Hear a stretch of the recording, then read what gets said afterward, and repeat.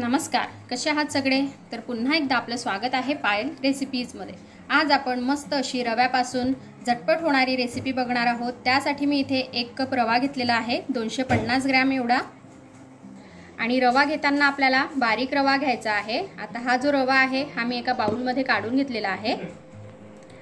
आता रव्यामध्ये आपल्याला टाकायचं आहे दही। तर इथे मी अर्धा कप दही घेतलेला आहे। जेवढा रवा घेणार त्याच्या अर्धा आपल्याला दही लागणार आहे, तेवढं मी इथे आता दही घेतलेला आहे।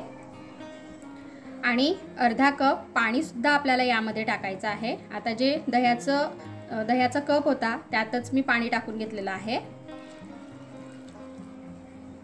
आता हे आपण छान असं मिक्स करून घेऊ। तर इथे मी हे छान असं मिक्स करून घेतलेलं आहे। आता आपल्याला याला 10 मिनिटं रेस्टला ठेवायचं आहे, कारण आपण इथे रवा वापरलेला आहे। रेस्टला ठेवल्यामुळे रवा छान असा फुलणार आहे, म्हणून 10 मिनिटं आता आपण हे असंच राहू देऊ। तर इथे जवळपास 10 मिनिटं झालेली आहेत। आपलं बॅटर जे आहे हे छान असं रेस्टला ठेवून झालेलं आहे। बघा, हे थोडंसं घट्ट सुद्धा झालेलं आहे। आपला जो रवा होता हा छान असा फुललेला आहे। आता यामध्ये आपल्याला काही व्हेजिटेबल्स टाकायचे आहेत, तर ते काय आहेत ते आपण बघूया। आता यामध्ये आपल्याला एक बारीक चिरलेला कांदा टाकायचा आहे। त्याचबरोबर एक छान बारीक चिरलेला टोमॅटो टाकायचा आहे। व्हेजिटेबल्स जे आहेत हे आपण आपल्या आवडीनुसार कमी जास्त करू शकतो। यामध्ये आपण शिमला मिरची, त्याचबरोबर गाजर हे सुद्धा टाकू शकतो। आता यामध्ये आपण चवीनुसार मीठ टाकून घेऊ। आजची जी आपली रेसिपी आहे ती अगदी झटपट आणि मस्त आहे। तुम्ही शेवटपर्यंत बघा आणि आवडली रेसिपी तर लाईक करा, शेअर करा, त्याचबरोबर सबस्क्राइब करायला विसरू नका, म्हणजे अशाच छान छान रेसिपीज मी तुमच्यासाठी घेऊन येत राहील। तर आता मी हे सर्व छान असं मिक्स करून घेतलेलं आहे। आता आपल्याला एक तडका तयार करायचा आहे। त्यासाठी मी इथे 2-3 चमचे तेल टाकून घेतलेलं आहे कढईमध्ये। आता तेलात आपल्याला एक छोटा चमचा मोहरी टाकायची आहे, एक छोटा चमचा जिरे, त्याचबरोबर 2 हिरव्या मिरच्या मी इथे बारीक कट करून घेतलेल्या आहेत, या आपल्याला तेलात टाकायच्या आहेत। त्याचबरोबर थोडेसे कढीपत्त्याचे पानं,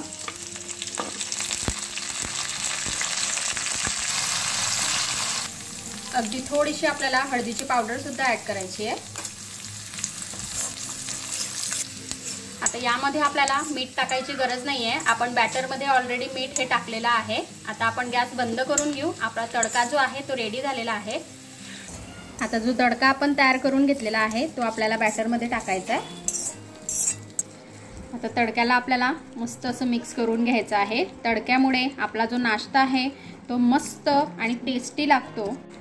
आणि अशाच मी छान छान रेसिपीज या आधी सुद्धा केलेल्या आहेत, त्या तुम्हाला बघायच्या असतील तर मी आय बटनवर देईल, तिथे जाऊन तुम्ही नक्की बघा।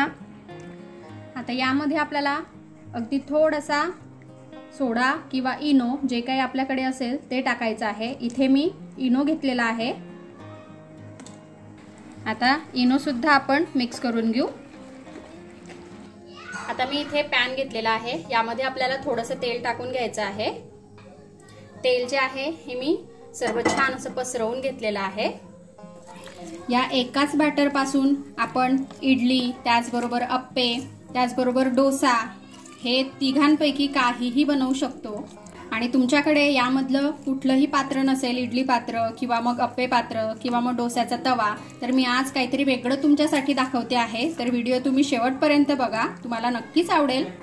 आता जे बॅटर आपण तयार करून घेतलेलं आहे ते आपल्याला पॅन मध्ये ओतायचं आहे आणि थोडं जाडसर असं आपल्याला हे पसरवून घ्यायचं आहे। खूप पातळ करायचं नाहीये आणि खूप जाडही ठेवायचं नाहीये।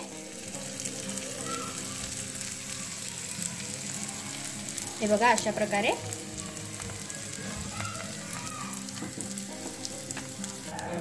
तर आता हे खालच्या साईडने छान असं झालेलं आहे, आपण याला टर्न करून घेऊ।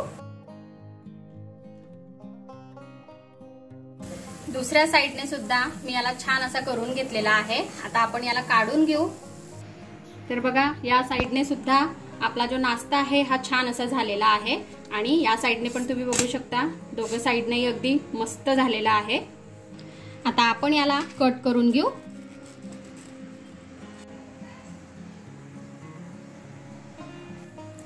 तर हे बघा, अशा प्रकारे तुम्ही नाश्ता घरी बनवून बघा, खूप छान आणि टेस्टी लागतो। यासाठी आपल्याला कुठल्याही पात्राची गरज नाही, अप्पे पात्रे किंवा मग त्याचबरोबर इडलीचं पात्र आपण डायरेक्टली हे पॅनमध्ये करू शकतो। तर अशा प्रकारे रेसिपी तुम्ही नक्की ट्राय करा आणि कशी वाटली ते मला कमेंटमध्ये नक्की कळवा। आपण भेटूया अशाच एका छानशा रेसिपी सोबत नेक्स्ट व्हिडिओमध्ये। तोपर्यंत आपली काळजी घ्या आणि जाता जाता चॅनलला सबस्क्राईब करा। Take care, bye bye.